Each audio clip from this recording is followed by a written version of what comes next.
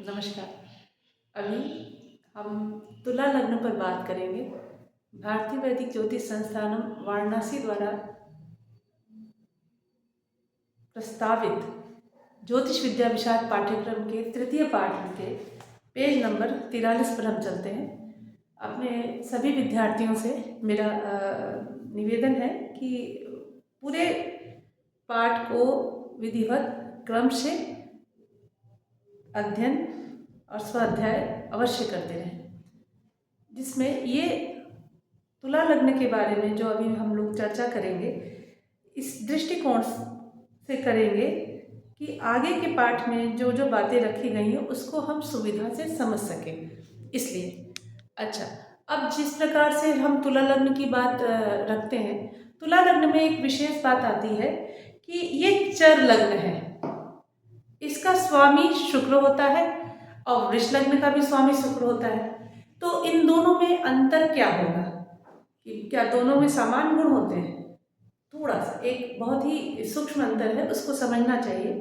जैसे कि ये चर लग्न है, वो स्थिर लग्न है।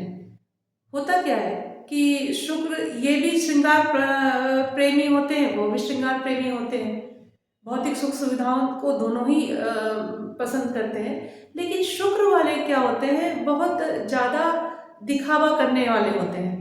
भौतिक सुख सुविधाएं पसंद करना और उनका दिखावा करना, दोनों में अंतर होता है। लेकिन ये जो तुला लग्न वाले होते हैं, ये बहुत शांत होते हैं, बहुत दिखावा करना नहीं पसंद करते हैं और भोग विलास सुंदरता सबको ही पसंद करते हैं, लेकिन शांत स्वभाव के होते हैं। क्यों कि मैंने पूर्व में ही कहा कि शुक्र के गुण को तो ये लेगा, लेकिन तुला राशि का भी स्वभाव जो होता है उसको भी ये लेते हैं। तो तुला राशि का क्या स्वभाव हुआ?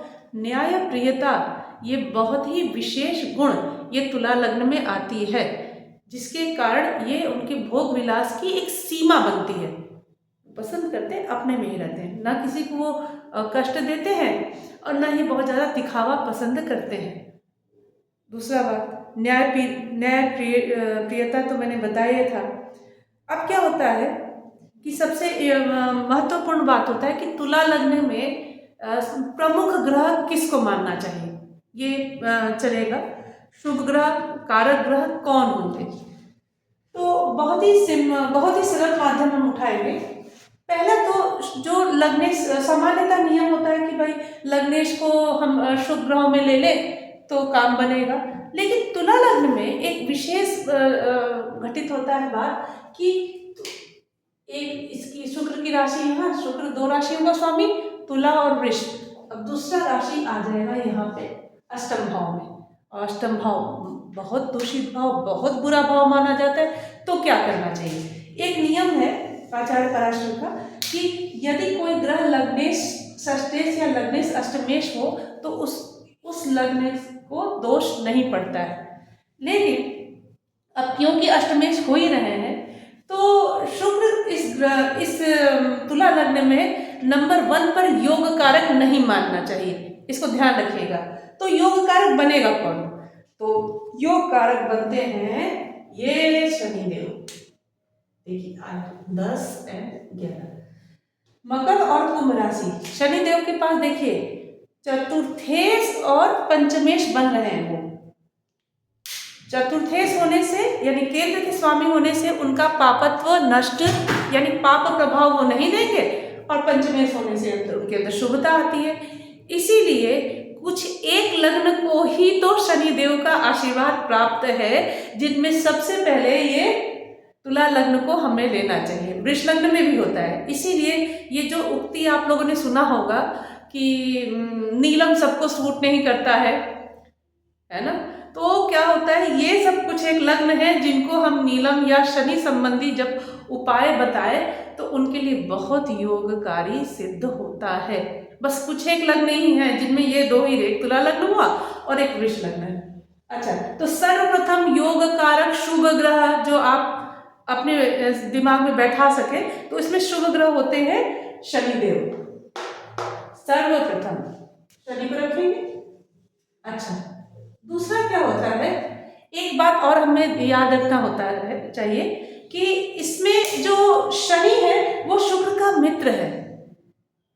ये मैं पूर्व में भी मैंने आपसे कहा था कि मित्र मैत्री, ग्रह मैत्री को बहुत बहुत अच्छे से कंठस्थ कर लीजिए, तो क्या होगा, जितना अधिक शुक्र और शनि की मैत्री को देखा गया है ग्रहों में, उतनी ज़्यादा मैत्री आप अन्य किसी ग्रह का उदाहरण आप नहीं दे पाइएगा। शुक्र और शनि जबरदस्त मैत्री दिखाते हैं। इसका अर्थ क्या है कि जब शुक्र में शनि या शनि में शुक्र है किसी भी कारण से, महादशा अंतर्दशा गोचर, तो बहुत अच्छा फल देते हैं। अन्य परिस्थितियों को देखना होगा, वो दूषित हैं, ये हैं, उन सब चीज़ों को भी हमें समझना होगा। ठीक है। अब क्या होता है कि दूसरा क्या चलेगा, एक दूसरा ग्रह है बुध। बुध कैसे, बुध का नंबर आता है, तो उसमें आता क्या है कि ये देखिए, एक बुध का नंबर आ जाएगा यहाँ पे, नवमेश हुआ, और दूसरा होता है ये व्ययेश। ठीक है। नवमेश व्ययेश हो जाने से होता क्या है कि बुध व्यय भाव का स्वामी है, वहां पर वो सम हो गया, समता उसके अंदर आ गई। आचार्य पराशर का नियम है। इस चीज़ों को आप लोग अभी मान के चलेंगे, मैं बार बार कह रही हूँ, आप अभी प्रारंभिक विद्यार्थी हैं, अभी बताए गए निर्देशों को सिर्फ स्वीकार करेंगे। विश्लेषण, बहुत सूक्ष्म विश्लेषण इन ज्योतिष विद्या विशारद के अध्ययन के पश्चात ही आपके पास आएगा, और अन्य अधिक से अधिक कुंडलियों को देखने के पश्चात। तो ये व्यय से हम अब नवमेश हो जा रहे हैं, तो यहाँ पर बुध के अंदर शक्ति है, और बुध लग्नेश का मित्र भी है, बहुत सुंदर मित्र माना गया बुध और शुक्र का सहयोग। तो यहाँ पर दूसरा ग्रह बन रहा है बुध, शुभ ग्रह में बुध बनेगा। ठीक है। अब बारी आती है, और तीसरा ग्रह मैंने कहा कि क्योंकि लग्नेश है तो शुक्र को हमें देखना ही होगा। 3 ग्रह हम रखते हैं, सर्वप्रथम शनि, दूसरा बुध और तीसरा शुक्र। अब क्या करते हैं कि इसमें अकारक ग्रह कौन से हैं, पहले तो इस पर बात होगा। तो अकारक ग्रह में पहला नंबर अगर रखा जाए तो रखेंगे गुरुदेव बृहस्पति को, जिसमें ये देखिए इनका, जैसे कि हमें पता है बृहस्पति गुरुदेव के पास 2 राशियां हैं, धन और मीन। तुला लग्न में आप जब गणना करेंगे तो तुला, वृश्चिक, धन और मीन, ये यानी तृतीयेश और षष्ठेश हो रहे हैं। तो वैसे भी क्यों अकारक हुए, एक तो तृतीयेश होना, मैंने एक चर्चा किया था कि तृतीय भाव का स्वामी भी मारक माना जाता है। एक उनके अंदर दोष आया, दूसरा वो षष्ठेश हो रहे हैं, इसलिए तुला लग्न में गुरु अत्यधिक अकारक होते हैं। इनके बारे में बहुत शुभ फल प्राप्ति नहीं होती है, जबकि गुरु को शुभ के लिए जाना जाता है, सब किया जाता है। लेकिन तुला लग्न में इस बात का हम ध्यान रखेंगे कि गुरु के संबंध में बहुत शुभ फल बताने के पक्ष नहीं लेना चाहिए। अच्छा, दूसरा क्या होता है, अब ग्रह का नंबर आएगा, जरा मंगल पर भी हम लोग बात कर लेते हैं। मंगल के संबंध में एक विशेष बात रखनी है कि ये मंगल होता है द्वितीयेश और सप्तमेश।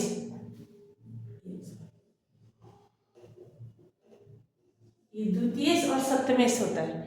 द्वितीय सप्तमेश होने से क्या क्या हो रहा है कि पहले तो मारक हुआ, एक बात, द्वितीयेश है तो मारक, सप्तमेश है तो मारक। इसलिए मंगल के संबंध में ये ध्यान हमें रखना होगा कि जब जब मंगल की महादशा अंतर्दशा आएगी और देश काल परिस्थिति के अनुकूल बनेगा बात, तो ये मारक के बारे में रहेगा फल। लेकिन इसके पश्चात भी मंगल इनके लिए धनदायक तो रहेंगे, क्योंकि वो द्वितीयेश हैं। इस चीज का हमें ध्यान रखना होगा।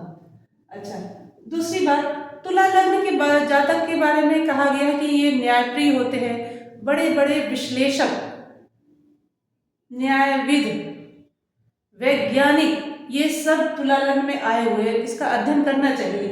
एक विशेष बात है, इनके पंचम भाव का जो स्वामी है वह कुंभ राशि पड़ी हुई है। ये बहुत ही बढ़िया विश्लेषक होते हैं। कुंभ राशि को विश्लेषण वैज्ञानिकों के बारे में बोला गया कि अच्छे अच्छे वैज्ञानिक कुंभ राशि में हुए, और वह कुंभ राशि का जो सोच होता है, गहन सोच, वो होता है इनके पास। इसलिए तुला लग्न के जातक को अध्ययन में और सूक्ष्म अध्ययन, न्यायप्रियता, शनि प्रधान अध्ययन जब जब दिया गया है, ये बहुत बढ़िया सफलता प्राप्त करते हैं। दूसरा, अच्छे ये तुला लग्न को अधिक से अधिकतम देखा गया है कि नौकरी के लिए इनके लिए ज़्यादा अच्छा योग होता है। वैसे व्यापार भी हो सकता है, अन्य ग्रह स्थिति को देखना चाहिए। दूसरा बात रखा जाए तो अब आ रहा है बात, प्रमुख बात है, इसको आप ध्यान से सुनेंगे। एक ये चंद्रमा, इनका दशमेश बन रहा है चंद्रमा। एक ये तुला लग्न ही विशेष रखता है बात कि ये आप जब जातक पारिजात का अध्ययन करेंगे पुस्तक, तो उसमें आपको मिलेगा कि वैसे तो दशमेश चंद्रमा है, शुक्र चंद्रमा का कोई दिक्कत नहीं, बढ़िया ग्रह है, अच्छा फल देगा, लेकिन एक बहुत ही सूक्ष्म अनुभव है, इसको आप जरूर लिख के दिमाग में, मस्तिष्क में रखेंगे कि जब तुला लग्न में दशमेश चंद्रमा को मारक की श्रेणी में रखा गया जातक पारिजात के अनुसार, और ये स्वानुभव भी है मेरा, कई चार्ट्स में मैंने देखा है कि दशमेश चंद्रमा यहाँ पर मारक बनता है। इसको देखिएगा, अनुभव कीजिएगा, अध्ययन कीजिएगा। दूसरा, अब एक ग्रह आता है ये सूर्य, यहाँ लाभेश, ठीक है। सूर्य और शुक्र का वैसे तो नहीं पड़ता है, लेकिन सूर्य लाभेश है तो कोई बहुत कष्टकारी नहीं रहता है। लेकिन एक विशेष बात आती है जब सूर्य की महादशा अंतरदशा आती है, क्योंकि सूर्य पापी ग्रह है और इनसे शुक्र से पड़ता भी नहीं है, तो ऐसा देखा गया कि धन संबंधी कष्ट इसमें आ सकता है, एक बात। और जब जब गुरु महादशा अंतरदशा को लेकर आएंगे तो धन संबंधी कष्ट तब भी मिलता है। तो तुला लग्न में अकारक ग्रह सर्वप्रथम जब रखा जाएगा वो गुरुदेव को रखा जाएगा, ठीक है। दूसरे नंबर पे रखा जाएगा तो मंगल को, और तीसरे नंबर पे रखा जाएगा तो चंद्रमा को। ये तीन ग्रह के संबंध में हमें रत्नमणि औषधि नहीं बताना चाहिए, ये ध्यान रखेंगे। तुला लग्न आए तो कभी भी हमें पुखराज नहीं बताना है, कोरल नहीं बताना है, और मोती, ये मोती तो कई अवस्थाओं में बताया जा सकता है, मोती तो हर सबको बोला जा सकता है, ये चीज़ नहीं बोलना चाहिए। इस प्रकार अन्य अच्छा, इसमें आप पाठ उठाएंगे तो क्रम से कई चीज़ें विश्लेषण की गई है, उसको आप देखिएगा।